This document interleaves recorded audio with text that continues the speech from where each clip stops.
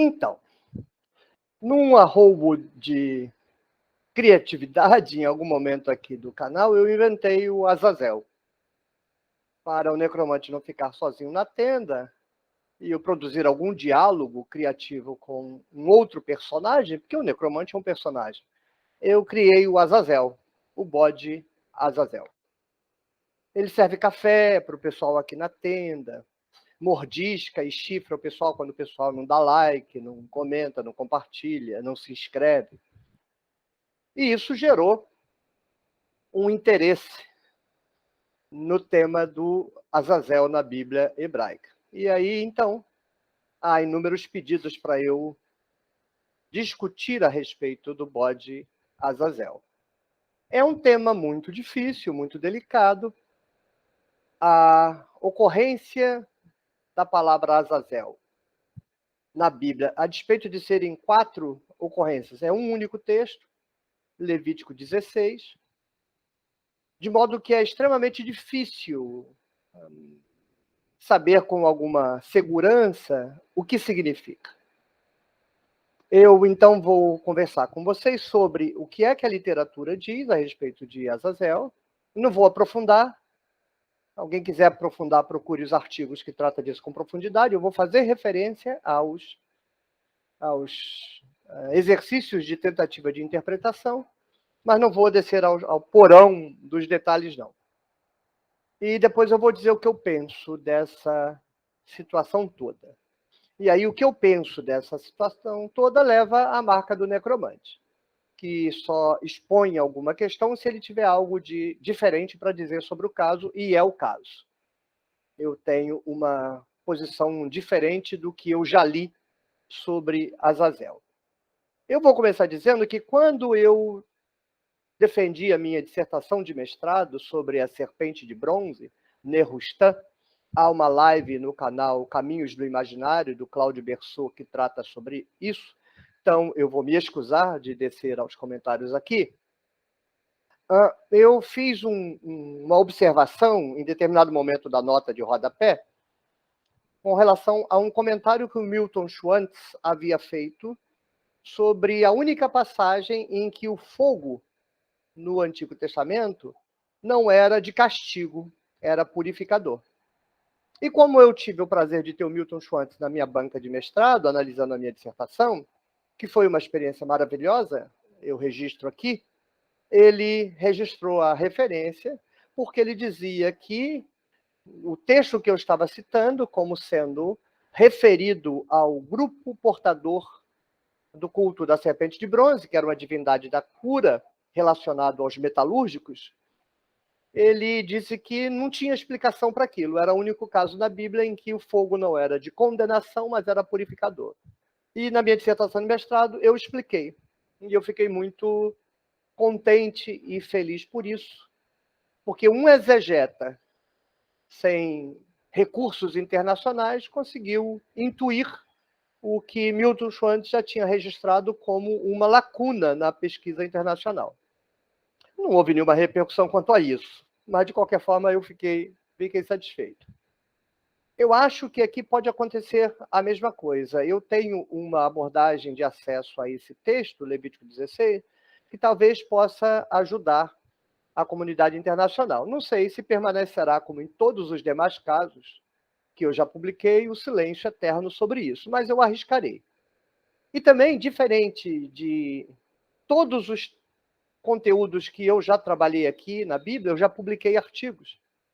Então, eles são expressão daquilo que já está consolidado na literatura em relação ao que eu produzi. A literatura se silencia sobre os meus artigos, mas não é culpa minha. A não ser que alguém demonstre que o que está escrito não tem procedência, a culpa, por não se basear no que eu produzo, é de quem não se baseia. Mas o que eu direi aqui eu nunca publiquei. E eu fiquei pensando se eu deveria dizer antes de publicar, por 2 razões. Primeiro, porque eu precisaria talvez amadurecer mais, tentar um caminho de solidificação do argumento em papel, para depois divulgar, né, popularizar. E segundo, é porque alguém mal intencionado pode se apropriar da minha interpretação, como ela não está escrita no papel, publica o artigo e diz que foi ele que disse. Bem, há quem viva disso. a quem dependa de usurpar o pensamento dos outros para sobreviver. Da onde saiu esse, tem mais para sair. Então, se alguém roubar a minha ideia, pelo menos tem um vídeo no YouTube que já deixou claro do que se trataria, na minha opinião, que pode estar errada. Então, eu vou começar falando, né? Levítico 16 é um texto que trata do Dia do Perdão, é um cerimonial muitíssimo importante. É uma narrativa retroprojetada.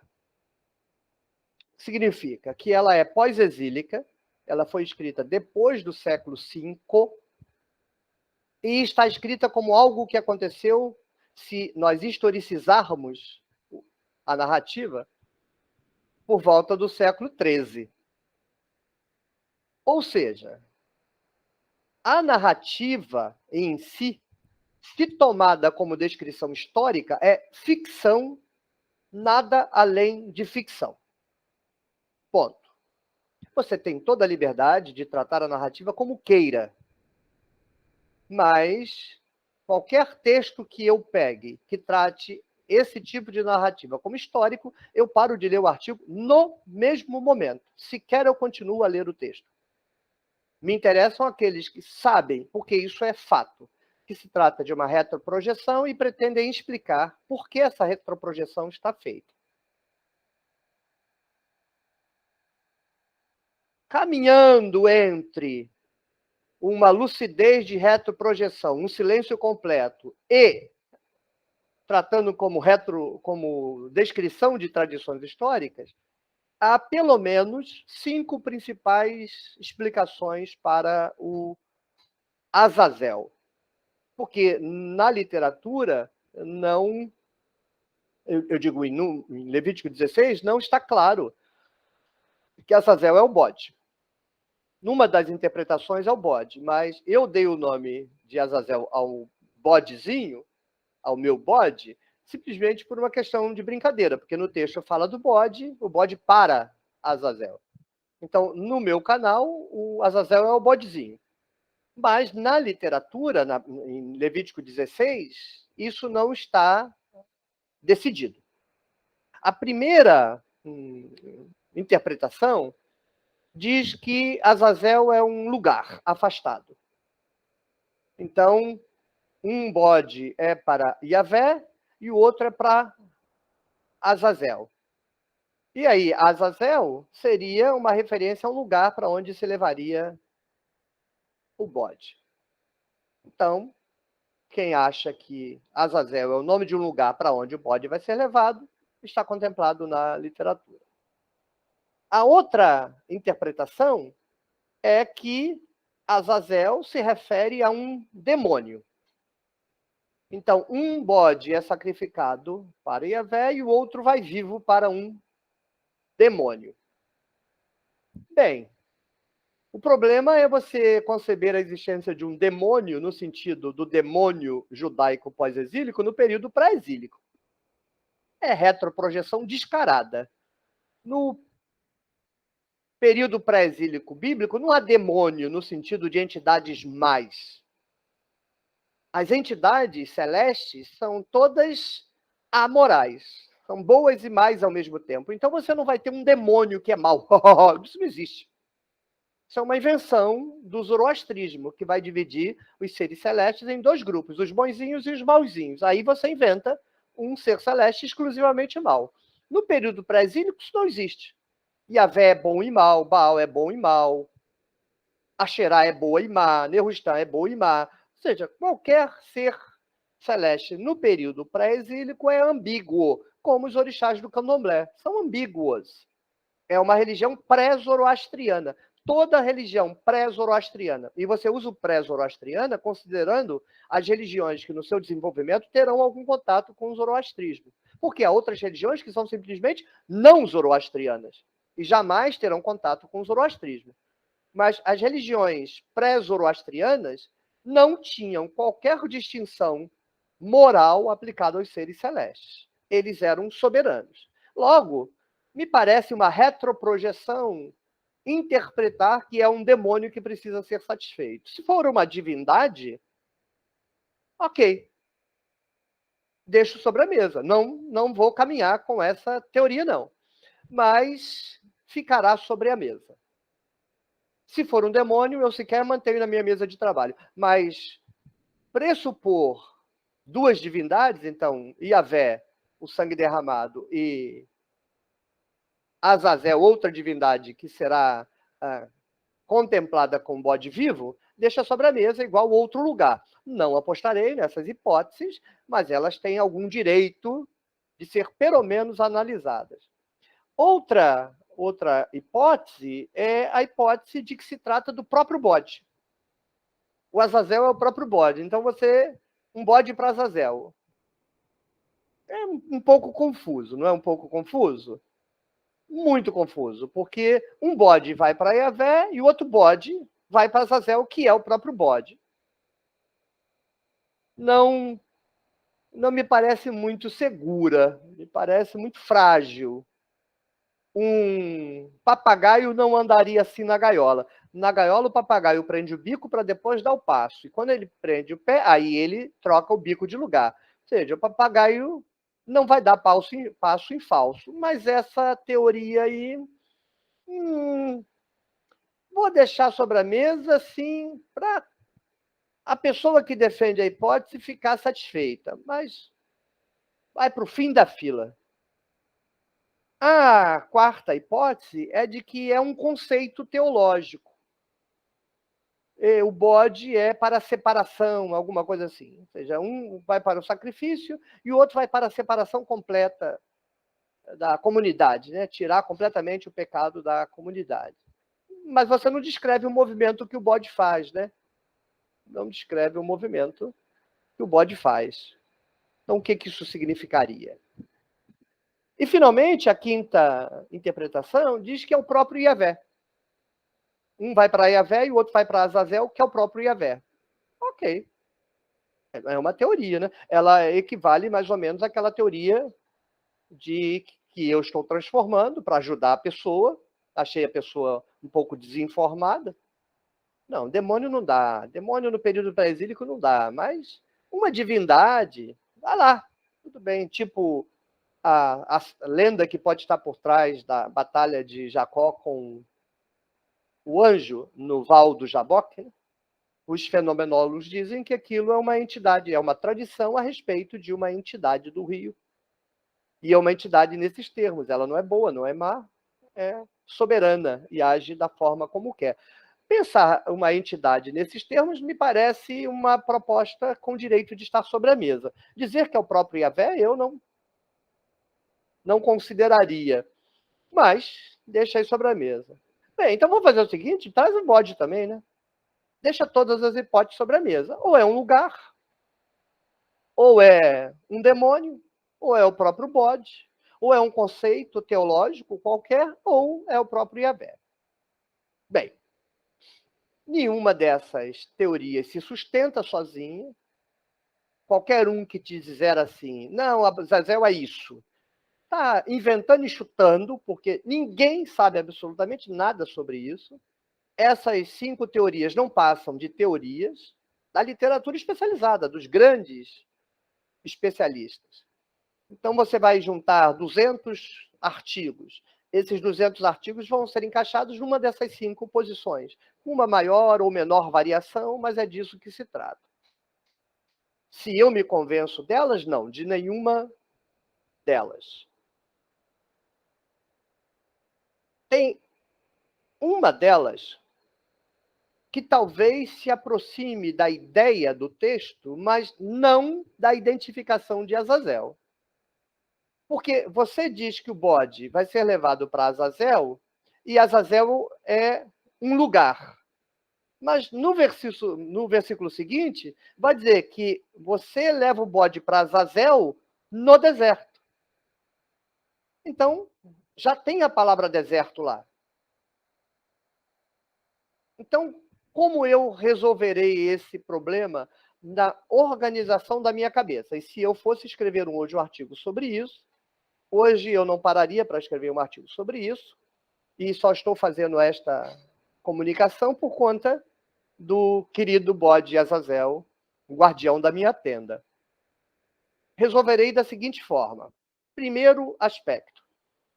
O texto é uma retroprojeção. Então, tudo que está escrito é construído, inventado ou aproveitado de algo antigo, mas não dos fatos, das tradições, no momento em que o texto está sendo produzido. Para mim, em nenhuma hipótese anterior ao século V. Vai ter gente que vai jogar isso lá no período de Ezequias. Ok. Provavelmente é um desses aí que inventa essas 5 teorias aí, que também não resolve nada. Então, a teoria não resolve, a datação também não resolve, está tudo ótimo, né? Para que você vai resolver? Não. Para mim, é século V, pós-exílio. Mas é uma especulação. Pode estar errado.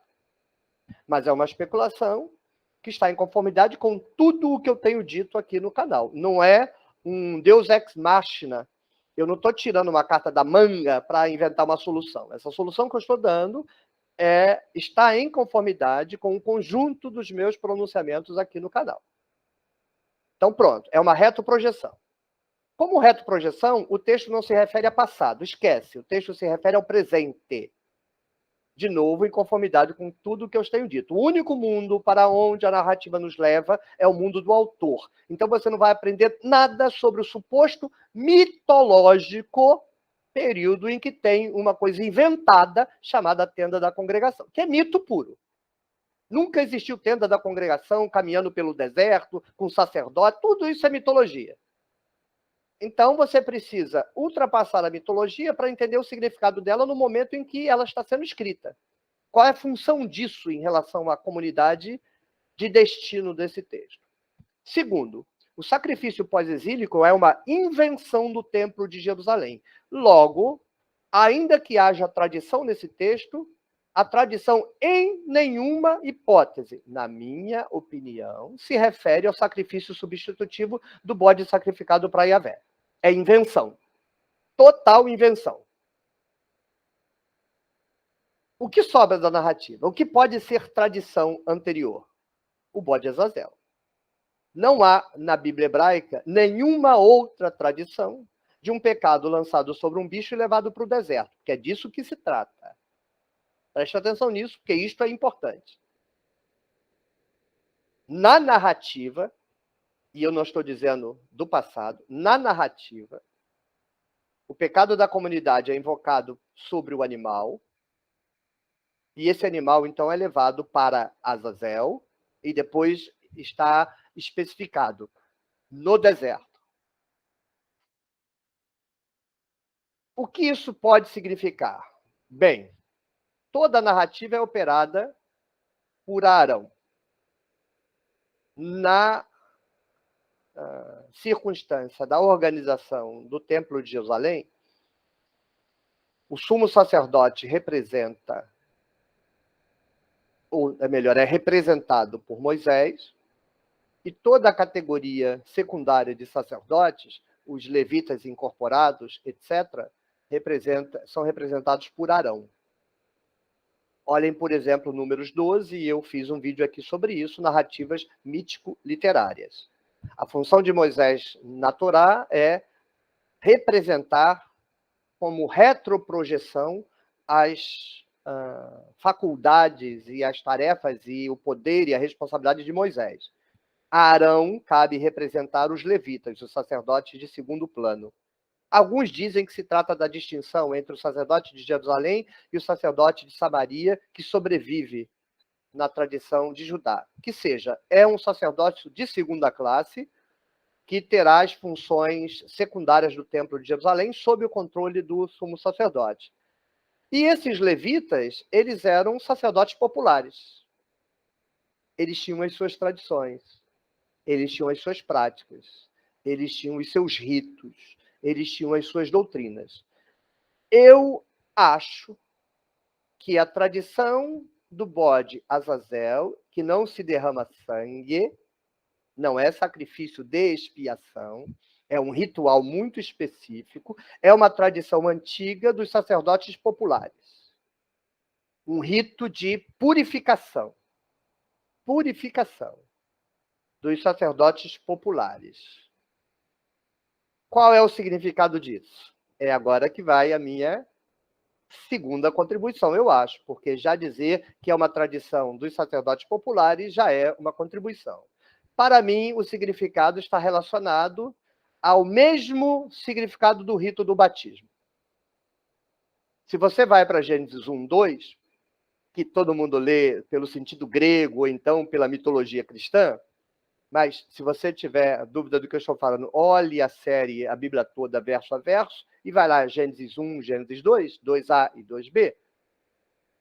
O verso 2a você deve ler, e a terra era uma desolação e um deserto. Por que a terra ali é uma desolação e um deserto? Você tem dois braços de explicação. Não é que você escolhe ao mesmo tempo. As duas explicações funcionam ao mesmo tempo.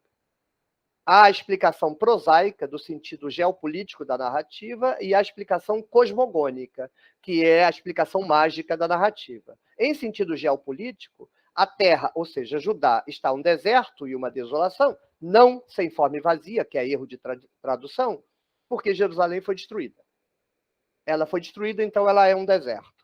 Está destruída, está desolada, está devassada. Perfeito? Imediatamente, porque Jerusalém foi destruída, o texto migra para a dimensão mágica da narrativa cosmogônica e, imediatamente, onde está deserto, você passa a falar das águas da criação. Então, a terra destruída, do ponto de vista geopolítico, do ponto de vista teológico, cosmogônico, mágico, é a terra que afundou nas águas da criação. Entendem? A terra afunda nas águas da criação, então ela é descriada. Ela é destruída, ela desaparece. Se você continua lendo Gênesis 1 até o verso 10, aí a terra vai voltar de dentro das águas para onde ela afundou, então ela é recriada. Mas o que ocorre com a terra que afundou na água? Ela é desfeita. Ela é destruída. Essa analogia está presente no batismo. O sujeito pecador, assim confessado ou assim declarado, é mergulhado nas águas. Essas águas são as águas da criação, simbolizadas pelas águas do batistério ou do rio. E no ato dele ser afundado, há a dissolução da criatura velha. E no ato de trazê-la de volta, ela é feita nova criatura. Então, qual é o significado desse rito para mim? Um rito terapêutico, mágico, da transferência do malefício, do mal, de uma doença. Não diria do pecado. Não diria do pecado. Não acredito que houvesse esse tipo de ritual para pecado no Antigo Testamento, mas deixarei sobre a mesa. Mas é um rito de transferência do mal para o bode, e o bode é levado para o deserto. Mas o deserto, no rito, não é mais o deserto. No rito, o deserto se transfigura como as águas da criação, como a hóstia. Fora do rito, a hóstia é farinha de trigo. Dentro do rito, a hóstia é corpo de Cristo. Fora do rito, o deserto é o deserto.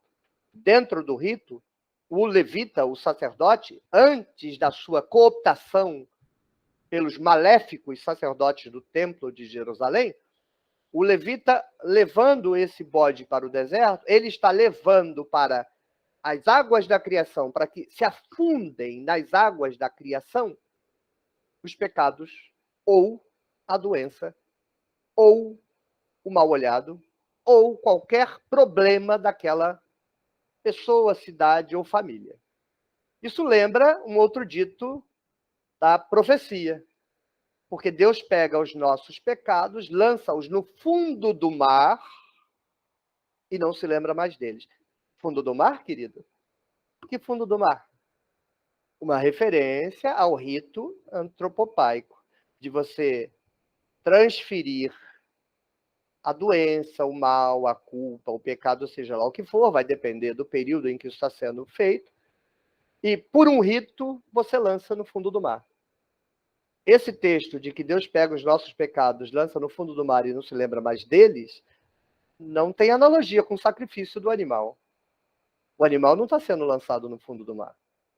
É o sangue do animal que está cumprindo a sede de sangue da divindade. A divindade tem sede de sangue, essa é a teologia.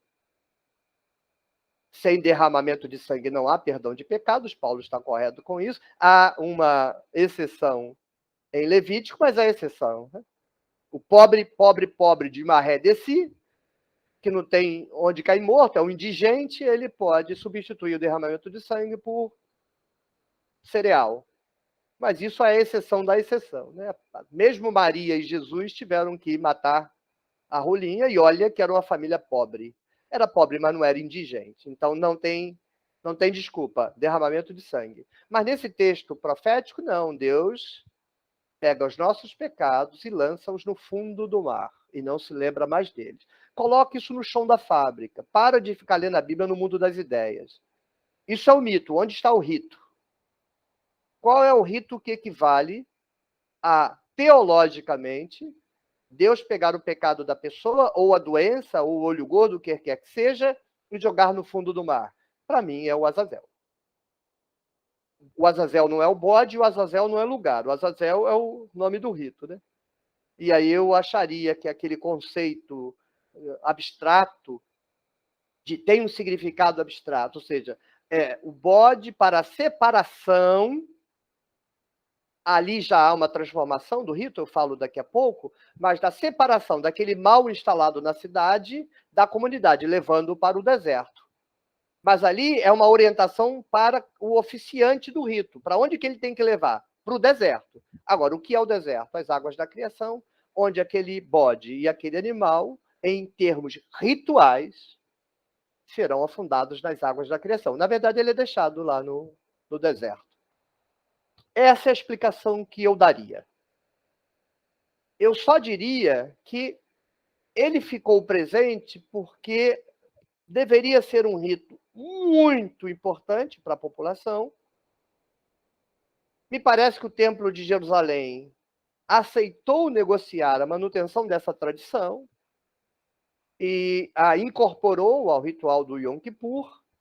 Então, eu deixaria sobre a mesa a hipótese de eu estar errado, como em tudo, mas nesse particular, de que o rito já poderia ser um rito de perdão e não de purificação. Eu apostaria todas as minhas fichas em que é um rito de purificação, não de perdão. Mas, eventualmente, era um rito de perdão e eu estou com medo de ideologia demais, acabando tendo ideologia demais. Mas eu acho que na negociação o ritual já foi incorporado dentro do pacote da purificação do pecado. E, de qualquer forma, não nos consta que esse ritual tenha sido alguma vez celebrado. Ele é incorporado para satisfazer alguma exigência de negociação da turma de levita que vai aceitar trabalhar para o Templo de Jerusalém, mas isso nunca será levado a termo. Algo como assim a Constituição brasileira, em que todo poder emana do povo, está escrito. Afinal, nós vivemos numa democracia, né?